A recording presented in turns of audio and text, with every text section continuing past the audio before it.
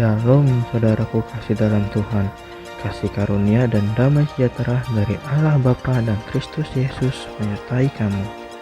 Bacaan Alkitab kita diambil dari Hakim-Hakim 4 ayat 1 sampai 24.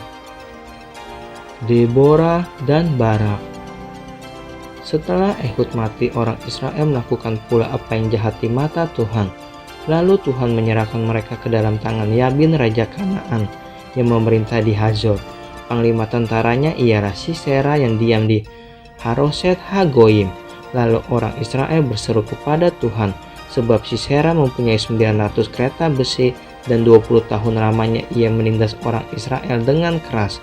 Pada waktu itu Deborah seorang nabiah, istri Lapidot, memerintah sebagai hakim atas orang Israel. Ia biasa duduk di bawah pohon korma Deborah antara Rama dan Betel di pegunungan Efraim, dan orang Israel menghadap dia untuk berhakim kepadanya. Ia menyuruh memanggil Barak bin Abinoam dari Kades di daerah Naftali, lalu berkata kepadanya, "Bukankah Tuhan Allah Israel memerintahkan demikian?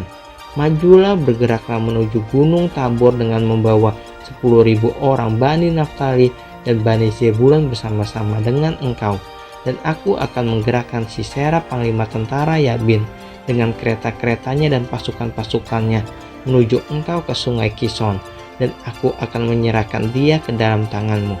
Jawab Barak kepada Deborah, "Jika engkau turut maju, aku pun maju. Tetapi jika engkau tidak turut maju, aku pun tidak maju." Kata Deborah, "Baik, aku turut. Hanya engkau tidak akan mendapat kehormatan dalam perjalanan yang engkau lakukan ini, sebab Tuhan akan menyerahkan Sisera ke dalam tangan seorang perempuan." Lalu Deborah bangun berdiri dan pergi bersama-sama dengan Barak ke Kedes. Barak menggerakkan suku Zebulon dan suku Naftali ke Kedes. Maka 10.000 orang maju mengikuti dia. Juga Deborah maju bersama-sama dengan dia. Adapun Heber, orang Keni itu telah memisahkan diri dari suku Keni, dari anak-anak Hobab ipar Musa, dan telah berpindah-pindah memasang kemahnya sampai ke pohon terbantin di Zanaim yang dekat Kedes. Setelah dikabarkan kepada Sisera bahwa Barak bin Abinoam telah maju ke gunung Tabor, dikerahkannyalah segala keretanya 900 kereta besi dan seluruh rakyatnya bersama-sama dengan dia dari Haroset Hagoyim ke gunung Kison. Lalu berkatalah Deborah kepada Barak, "Bersiaplah, sebab inilah harinya Tuhan menyerahkan Sisera ke dalam tanganmu. Bukankah Tuhan telah maju di depan engkau?" Lalu turunlah Barak dari gunung Tabor, dan 10.000 orang mengikuti dia. Dan Tuhan mengacaukan Sisera serta segala keretanya dan seluruh tentaranya oleh mata pedang di depan Barak, sehingga Sisera turun dari keretanya dan melarikan diri dengan berjalan kaki.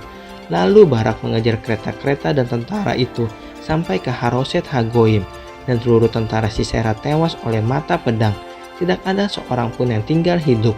Tetapi Sisera dengan berjalan kaki melarikan diri ke kemah Yael, istri Hebel, orang Keni itu, sebab ada perhubungan baik antara Yabin Raja Hazor dengan keluarga Heber orang Keni itu. Yael itu pun keluar mendapatkan Sisera dan berkata kepadanya, "Singgahlah tuanku, silakan masuk. Jangan takut." Lalu singgahlah ia ke dalam kemah perempuan itu, dan perempuan itu menutupi dia dengan selimut. Kemudian berkatalah ia kepada perempuan itu, "Berilah kiranya aku minum air sedikit, aku haus." Lalu perempuan itu membuka kirbat susu, diberinyalah dia minum, dan diselimutinya pula. Lagi katanya kepada perempuan itu, "Berdirilah di depan pintu kemah, dan apabila ada orang datang dan berkata kepadamu, 'Ada orang di sini,' maka jawablah, 'Tidak ada.'" Tetapi Yael istri Heber mengambil patok kemah, diambilnya pula palu, mendekatinya diam-diam, lalu dilantaknyalah patok itu masuk ke dalam pelipisnya sampai tembus ke tanah, sebab ia telah tidur nyenyak karena lelahnya. Maka matilah orang itu.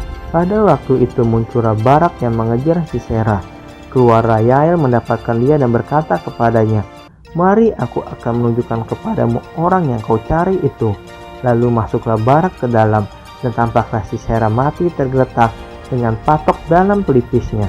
Demikianlah Allah pada hari itu menundukkan Yabin Raja Kanaan di depan orang Israel, dan kekuasaan orang Israel yang keras menekan Yabin Raja Kanaan.